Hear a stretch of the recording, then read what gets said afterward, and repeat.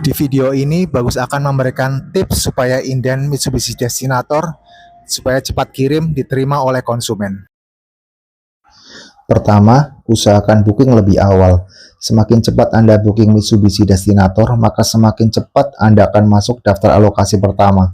Jadi, jangan tunggu unit ready dulu baru pesan, karena untuk kedatangannya akan lebih lama. Kedua, pilih warna yang umum biasanya. Kalau di Indonesia, warna favoritnya kalau tidak hitam atau putih.